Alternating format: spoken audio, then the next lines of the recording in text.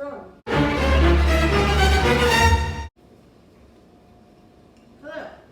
Today's episode is brought to you by a woman who reads too much and a girl who watched way too much Cake Boss as a child. We are doing book-inspired recipes. I hope to make this like a little series. So today's the first one. Today we're doing a blueberry galette inspired by the Hunger Games, just the original trilogy because I haven't read the fourth book yet. But we're using blueberries because, as you all know, they're about to eat the berries, and that is kind of what carries them through. In the second book, there's all this reference, and I think a lot of Katniss's remorse comes from that decision that she made. So it's really like her whole life has become the byproduct of whether or not she ate these berries. And what better berries than blueberries, because it's summer, they're in season, they're delicious. So we're gonna make a blueberry galette. I'm gonna leave the recipe in the description for the galette filling and for the pie crust. We're gonna start with the pie crust. So we're gonna start with 1 1/4 cup all-purpose flour. Oh my gosh, guys, and I'm painting my nails red. Like, hello, am I Allison Roman or what? Anyway, 1 1/4 cup of all-purpose flour, and then we're gonna do 10 tablespoons of butter. Mine is in the fridge, I'm about to grab it. Butter block. I want your pieces to be in 1-inch blocks. We are also going to add a pinch of salt. Mix the salt and the flour together, make sure that's really evenly distributed. Now we're just going to dump all of the butter into the flour mixture. In the recipe it says to do this in a food processor, and most people don't have a food processor. So we're just going to do it by hand. So what you're going to do is you're going to take these pieces of butter and like crush them in your hand essentially.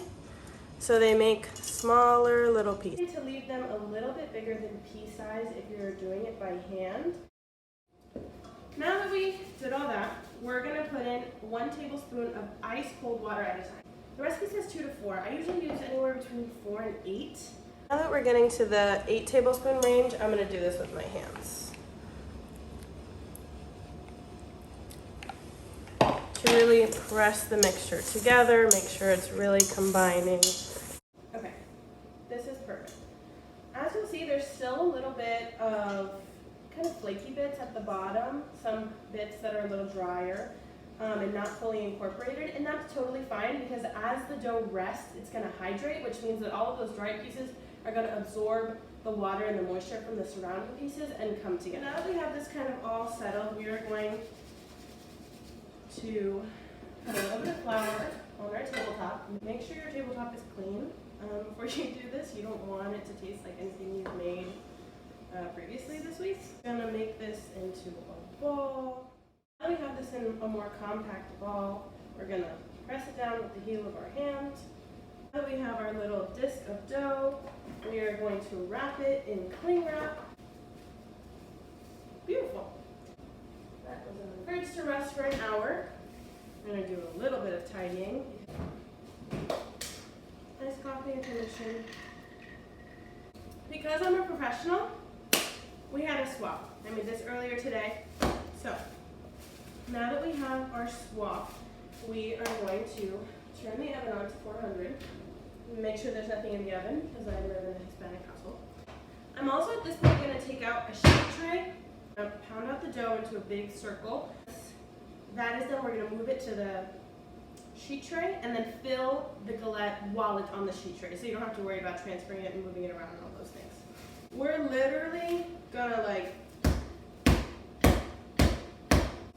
anyway, now that that's done, we'll take a little bit of flour your surface, dump this out onto here, and we're gonna roll it out. Okay, we're also gonna flour our rolling pin so that it doesn't stick. There we go. Much better. Now, you can try and roll this in a circle if you want. I usually don't care because when we fold the edges over, it's not gonna matter.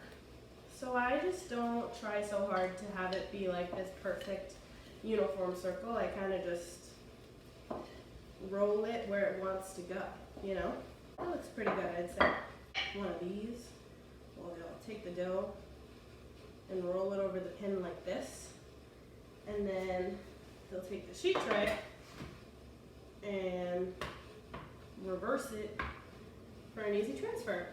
I'm gonna stick this back in the fridge just to make sure that the butter stays cold. I literally don't remember if the recipe says to do that, but I feel like I want to, so I'm going to.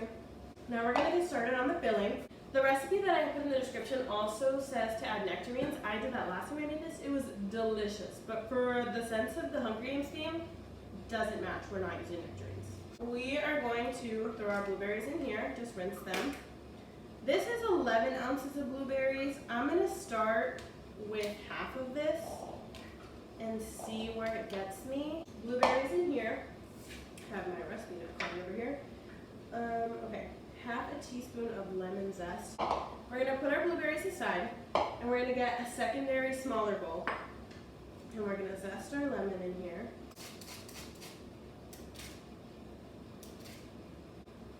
That works. So we have our teaspoon of lemon zest. We're gonna do now a half teaspoon.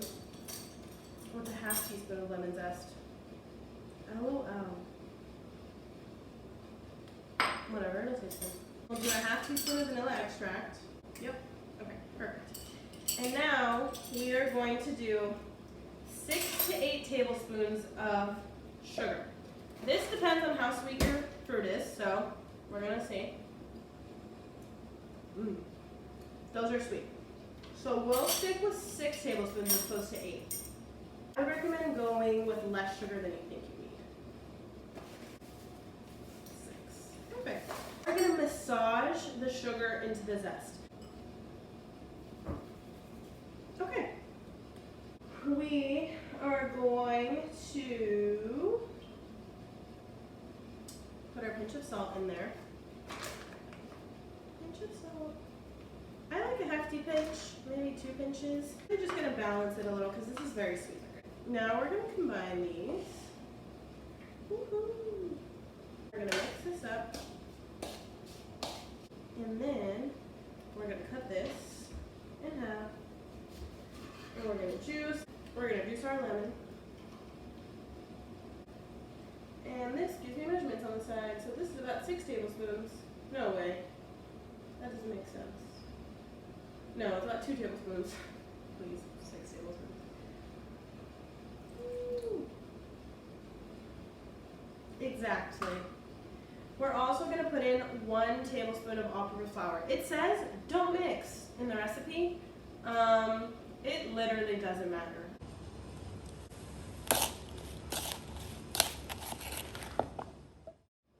It's better for visuals. I don't have a mess. This is literally the easiest part. We're going to take this and just dump it in the middle. I can stand to use more blueberries. Okay. So, you know what we're going to do? We're going to take it off. We're going to add the other half of blueberries. Okay. Stir it up. Wonderful. It all worked out, and I only made a little bit of a mess. Into the sheet tray. We're going to fold in the size of the galette.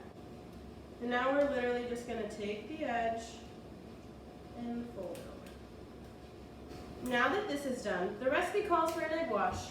Surprise, I don't have an egg.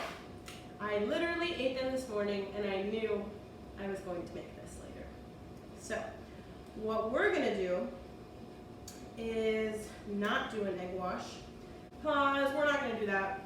We're going to stick this in the freezer to make sure that it sets correctly. Okay, we're going to let that sit in the freezer for 10, and then we're going to do what I said about the egg wash. So, see you guys in 10. Okay, you guys, it's been 10 minutes. I took this out of the freezer. What we're going to do is, I melted 2 tablespoons of butter because, like I said, I don't have an egg. You can do this with a spoon. You can do this with a baster. I'm going to use my fingers. That's where we're going with this. I'm using my left hand because I'm going to sprinkle my sugar with my right hand, one wet hand and one dry hand.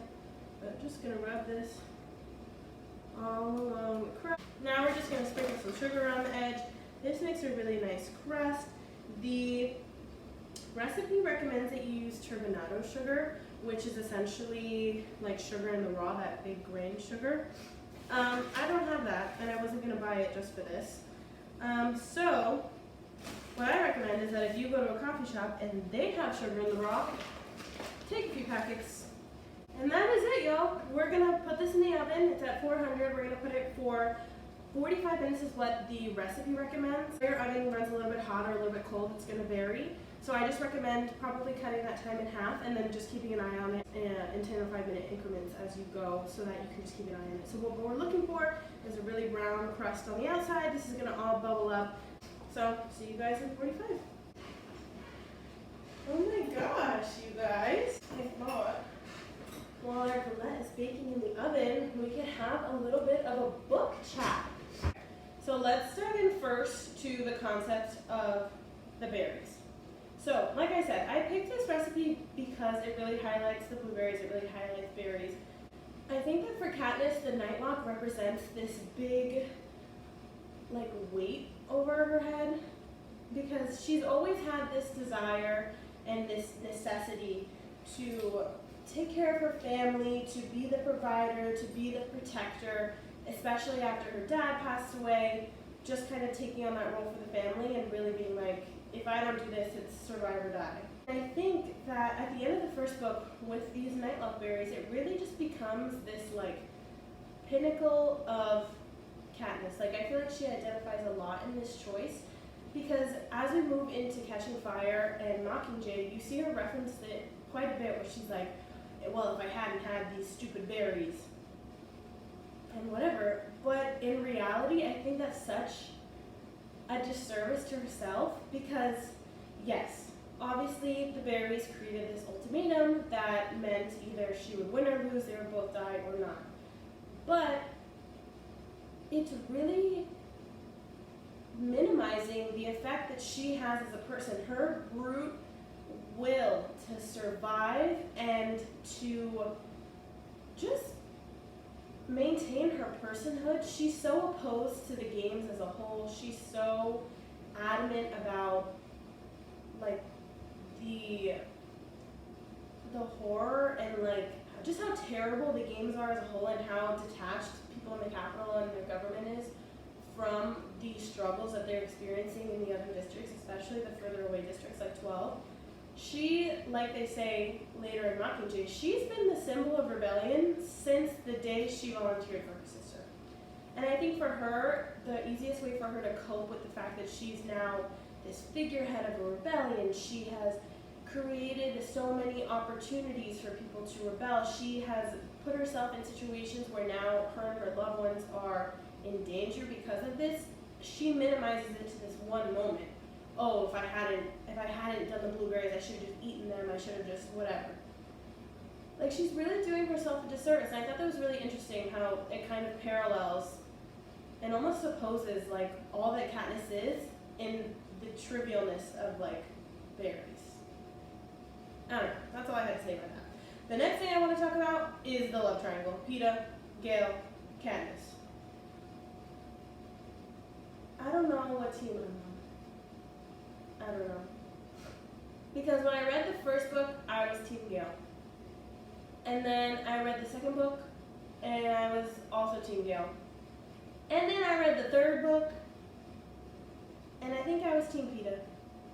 So I don't know.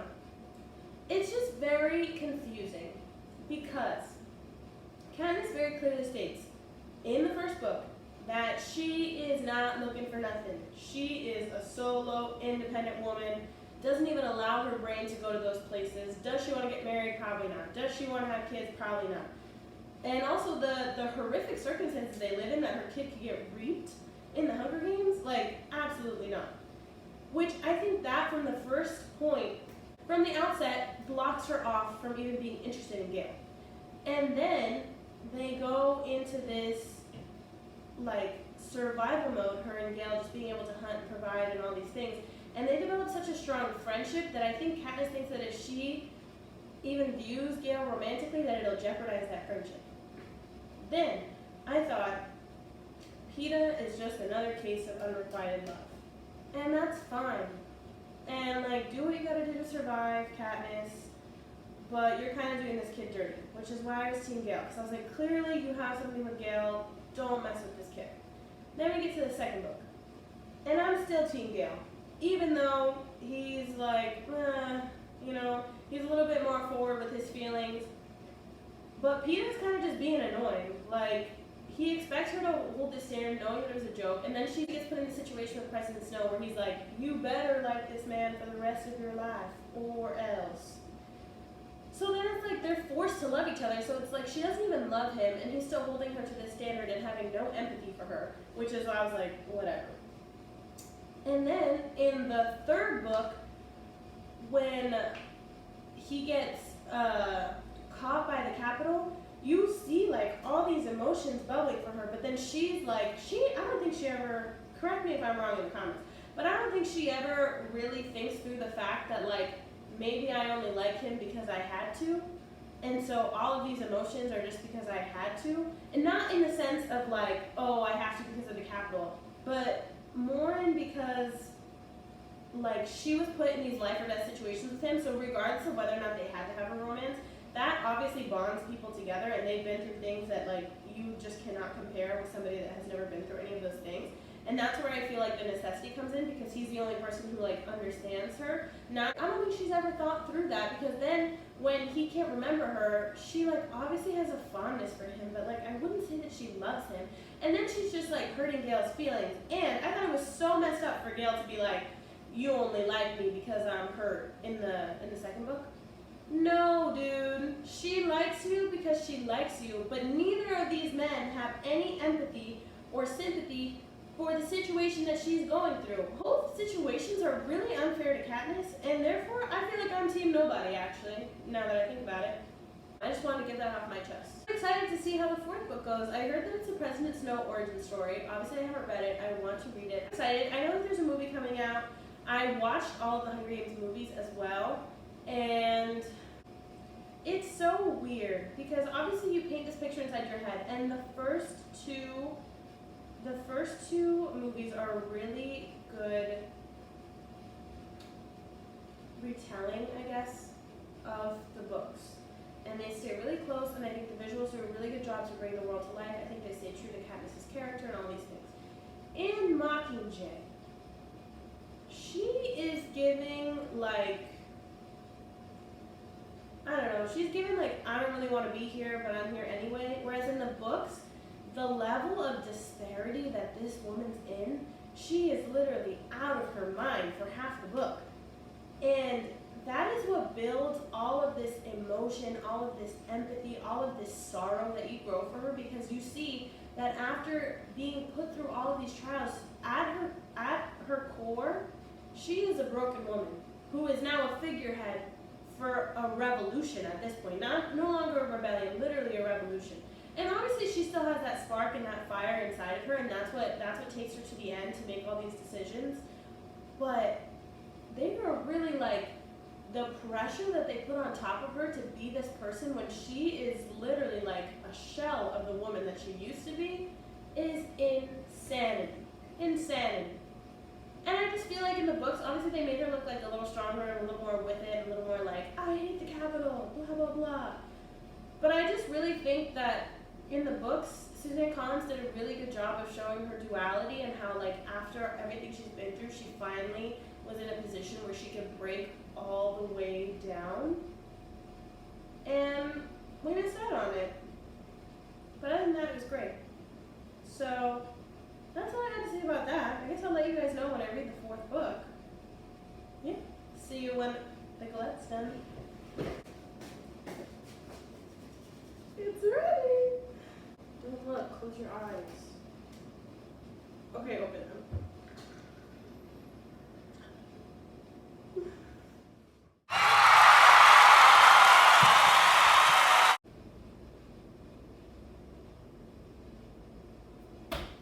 Excited. Oh my gosh, you guys. I highly recommend eating this with ice cream.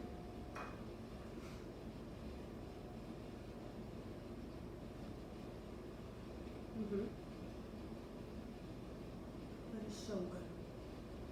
That is delicious. The lemon makes it bright and just a little bit tangy. The blueberries and the sugar, so sweet. The butter makes it a little bit rich, but it's still flaky and delicious. It's so good. Anyways, y'all, thanks for watching. Thanks for coming along. Like I said, blueberry galette, inspired by the original Hunger Games trilogy. If you have any thoughts on the Hunger Games, or if you make this, oh my gosh, you guys, if you make this, tag me on Instagram. Books with Bloom, Books W Bloom. Tag me on Instagram if you make this. It is so good. If you have any thoughts on the Hunger Games or anything like that, or you have tips to make this even better, or like fruit combinations that you use that you think makes it taste really good, drop it in the comments below. Tag me on Instagram if you make this. DM me on Instagram, follow me on Instagram, subscribe, post notifications, all the things. Woo! This is so good, you guys. I have to go eat this by myself.